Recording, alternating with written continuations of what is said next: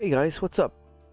So today I'm going to be doing a deck profile on one of my Master Duel decks that I've been using, and I've just made it or finished it up about 2 days ago or so since the update this Monday, and I've been using it, and it's been pretty fun.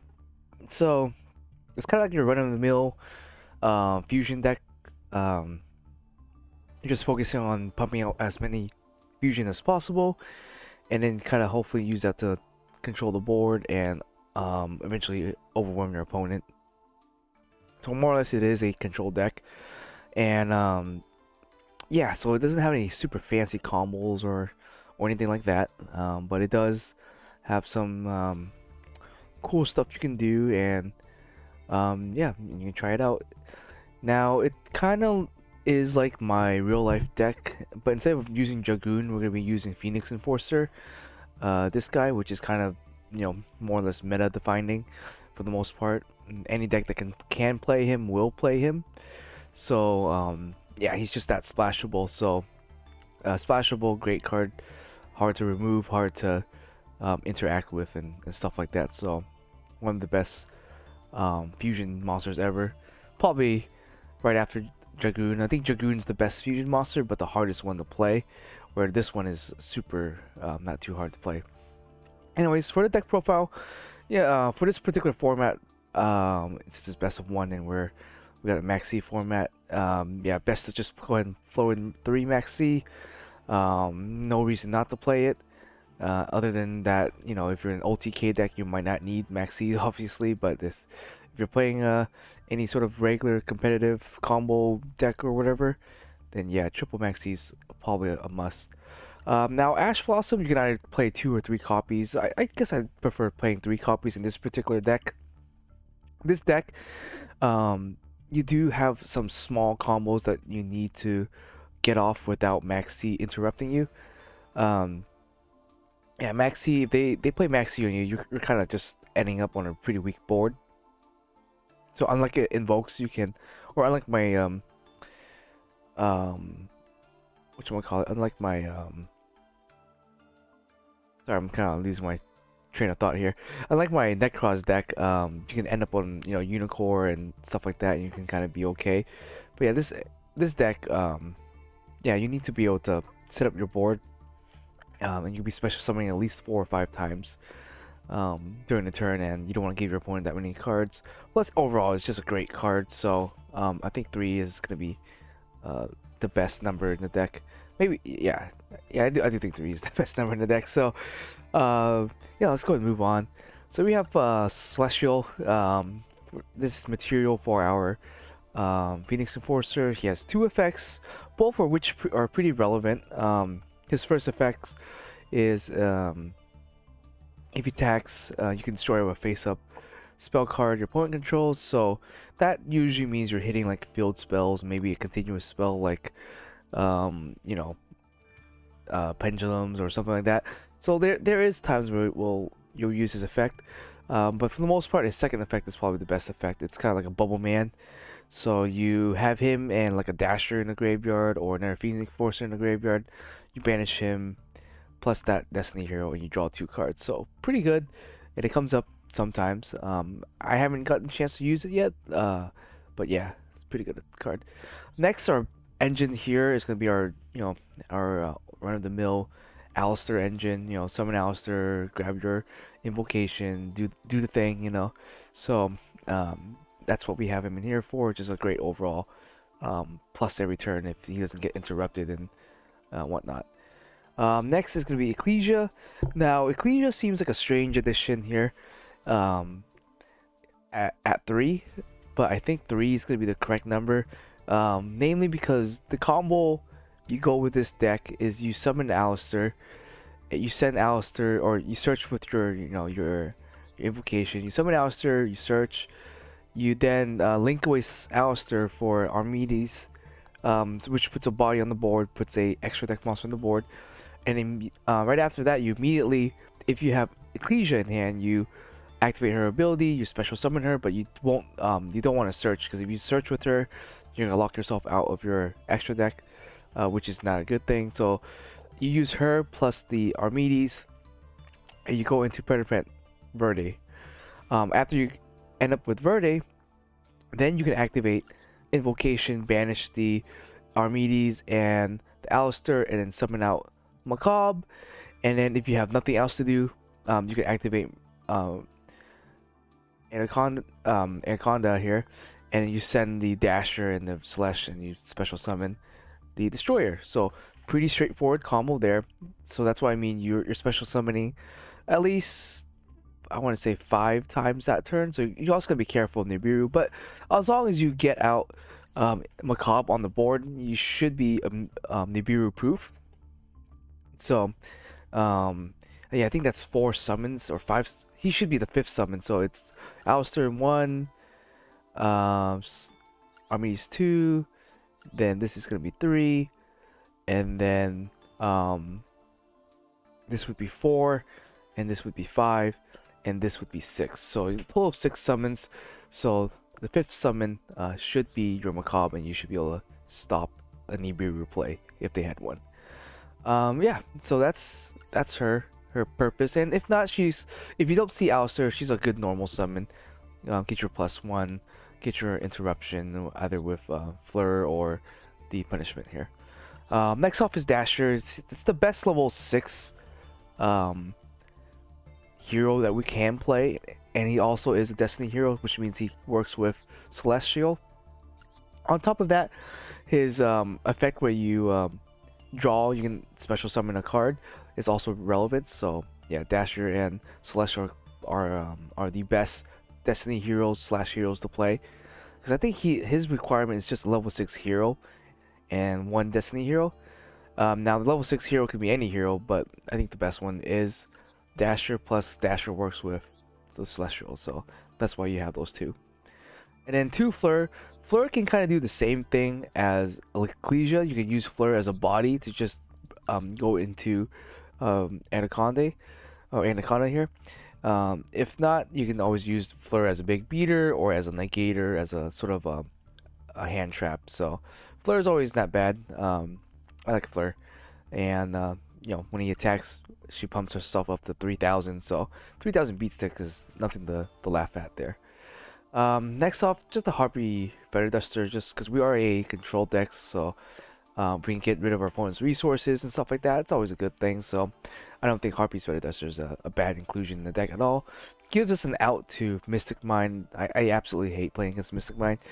In theory, you could play Mystic Mine in this deck too if you really wanted to. I actually don't know if I even have one here. Or it may be banned. I think it's banned in the OCG. In the TCG, it's at unlimited. So,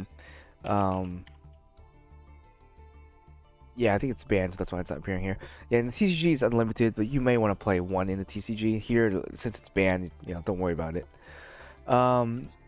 Next off, you have Monster Reborn. Monster Reborn is pretty self-explanatory. You can reborn anything you need, also as an extender. Reborn plus an Alistar means you have a vert, so yeah, just need extenders for the deck to work. Terraforming, just to grab the meltdowns. Instant Fusion, also another extender, plus can kind of combo off for certain things, but you namely bring either the Caliga or the Raijin out on the board to interrupt. So yeah, one Instant Fusion is not too bad. Now Invocation, I'd like 2. 3, you can definitely dead draw with it, so just be careful if you try to play 3. I will only play 3 if you're playing Pot of Desires, because you have a high chance of just banishing it, but I think usually 2 is good enough for the deck. But yeah, so just 2 here. 2 fusions. You can always hard cast this thing. You can always just summon. If you have this in your hand and you have a bunch of plays, you can go through your entire play, and the last thing you can do is just hard play the Destiny Fusion. Or you namely want to get rid of it with the Anaconda there. But yeah, 2 is good. One of the best plussing cards here is Nadir. You oftentimes will Nadir, pitch the Titaniclad, search for Ecclesia, summon Ecclesia, search for either a Fleur or search for a punishment, And then when this guy's in the graveyard, you can activate him, search for an Ecclesia or a Fleur, whatever you think you need. Ecclesia for a backup play next turn, a Fleur for interruption. So, yeah, that's probably the best card there. If not, you can send an Entis to the graveyard and pop a card on the board and search for Ecclesia. So, yeah, pretty good utility card here. Now, Triple Toxic Talents is a good card overall, considering how many hand traps are in this format. You're bound to be able to just play this in +2, or you can rip opponents a card out of an opponent's hand, or you can take control of their big meter and maybe OTK them if you get the chance to. So I still like two talents. I think 3 gets a little cloggy, and with Max C, I think you're bound to see one of the tactic talents. So it's also, you know, nice to be kind of anti-Ash. If they Ash you, you just triple tactic talents and net yourself an extra card there. So kind of nice. Yep, Magic Bomb Meltdown. Nothing to really say about that.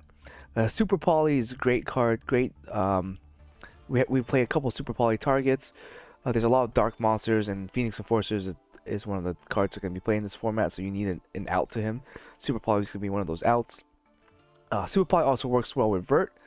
If you have Vert on the board, you can activate his first effect, make something a dark, and then activate his second effect, send Super Poly to the graveyard, and you can fuse Vert plus the dark, whatever monster you targeted to make dark, into a Starving Venom. Starving Venom being a pretty good, you know, big meter there. So yeah, so that's Super Poly, just great card overall. Called by Haunted, pretty self-explanatory. Acts as kind of a DD Crow and a negation there, so pretty nice. Now, Forbidden Droplet is optional. Same thing with Impermanence. I had some extra cards, and I wanted to try out the Droplet. Now, I never really played with Droplet too much, so I don't really know how to really play well with it. So I'm still learning how to play Droplet, but it's a overall good negation card, right? So I don't see why not. And you can always attack over their board if you need to. This plus the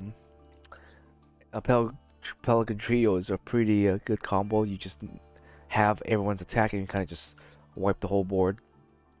So yeah, so Droplet, Impermanence, just, you know, interaction, interruption there. Now, I'm only playing 2 because I don't like really minusing that much, because it is a minus technically. I mean, both this and Droplet are minus, and they both kind of serve the same purpose. So I just put inside a go 2/2 and not like overload on one and not cut on the other. So yeah, that's really it for that. Punishment, just a one of, because you don't really want to activate this thing that much. Namely because you know, lock yourself out of your extra deck, and you kind of don't want that to happen. So only activate it when you need to. Either if you're really far behind, you activate it to try to get back into the game, or if you're really far ahead, just activate it to just lock your opponent out of the game by just killing their stuff. So your usual target to dump with this is going to be Entis or the Titaniclad. So yeah, just your pick there. Just those are the 2 best options I can find to play with the punishment. Now, it means you only generally hit things that are 25. You can't. This deck has a harder time killing stuff with like 3,000 attack points with this thing. Your next biggest monster is probably the Starving Venom. So yeah, just be careful. That's why we only play 1 anyways. So it's not a loss if we can't activate it. But yeah, you namely just want to search for it and call it a day. Now, the Solemn Judgment is just kind of random. I really didn't know what else to kind of put into the deck, so this is all kind of experimental. I've been kind of messing around the deck, so I was like, what trap card can I put face down that can provide some protection if I needed to and can always be activated? So I decided, you know what, Solemn Judgment sounds good. I had a free one, so you know, why not? And then finally we have Emptiness. Emptiness is pretty good if you know how to use it properly. I've always hated a card and like it at the same time. It's a card that activate at the correct time can win you the game. Activate at the wrong time and you'll just straight up die. So just be careful with it. Ideally, you want to activate this while sitting under a Macabre. That way they can't get rid of this card and they just can't summon anything. So yeah, it's a pretty good deal for you. Now we're gonna go over the extra deck real quick, and then we'll call it a day there. So Extra deck wise, and Entis just for the the namely just Nadir, honestly. It's your only Nadir target really. So Entis there. Maybe they are playing like a Maximus or something. They dump your deck, extra deck, then you can also dump Entis and stuff like that. So yeah, just the one Entis. Kaliga is gonna be pretty important, namely because you want to use him as either a super poly target with Alistar, or if your opponent has like a Phoenix Enforcer in the graveyard, you can activate Invocation, banish their Enforcer and your Alistar, and then bring out the Kaliga. So Kaliga is actually kind of important. He's also a good instant fusion target, and he does have a small combo with Cross Sheep. So if you do bring him out and he's in your graveyard, you special summon like a Macabre on the board. Then you can special summon him if you have a Cross Sheep, and then you can kind of lock your opponent out of the game with just one activated monster ability per turn, which is pretty good there. So yeah, water mud dragon thingy for just super poly target. Rajin's optional. You don't have any way of actually bringing him out other than with instant fusion, and maybe if they had a wind type, you can do that. You could play Droll and Lockbird to add a wind type to your deck, but I didn't care. I never liked Droll and Lockbird, honestly. That's just my opinion. I never care for the card, so I don't play it. But yeah, he's just here. You're better off maybe playing the 3K beater. That way you can actually like banish a Max C plus the Alistar to bring out the 3K beater as a body. So that is an option. By 3K beater I mean the this guy, in case you don't know. I forgot what his name is, like Magelica, like the I guess one of the guys who explore the space and stuff. I forgot what his name was. Yeah, so that's an option there. Pelga Trio, pretty self-explanatory. You can ulti certain people with it. You namely want to use it with Ash Blossom in the graveyard, so free body, and it can get bigger. Super poly targets, Starving Venoms, just 2 dark types, pretty self-explanatory. There's a bunch of dark decks running around right now, so good to have for super poly. And then Dalgo Stelpia for other fusion decks. Just a dark plus fusion, so you usually kill a Phoenix Enforcer or something else. And he technically has a better effect than Starving Venom does, so I would try to bring him out if you can, because he kind of acts as a negator, so pretty nice there. Algo, so whatever, Algo's pretty good. If you can just sit on this guy, you just pop a card once per turn, and it's a free pop, so it's pretty nice there. And if you have like fusion monsters in the graveyard, you can pump his attack and make him pretty big, so yeah, not bad. Yeah, Titanic Clad for the servant target. Obviously we got the Destroyer. We only play one because we can only ever bring out one of him, so no reason to play more than just the one. Double Macabre, because this Macabre is going to be our main fusion target. It's for Alistar, so yeah, double Macabre is pretty important there. Armides to get the light and to get to be able to get Ecclesia out on the board. You could play the Skir Gardner and the Armirage package, but that takes 2 cards up, and I don't really care for it, so I just decided to play the 1 card package, and you only ever really use it once, so there you go. Cross cheap for some of the tricky plays and stuff you can do. If you super poly during your opponent's turn and you bring out a cross sheep, or if you have cross sheep on the board, you can then special summon like an Alistar or maybe Ecclesia and plus off of her. So there's some cheeky plays you can play do with the cross sheep, and it's kind of a flex spot, honestly, so you can put whatever you want. You could play Next Seed or some other Link type monster if you like to, but yeah, there it is, just the random cross sheep. And then finally, you obviously need the Predaplant and a Colony for this deck to kind of truly shine, I guess. So yeah, that's basically the deck.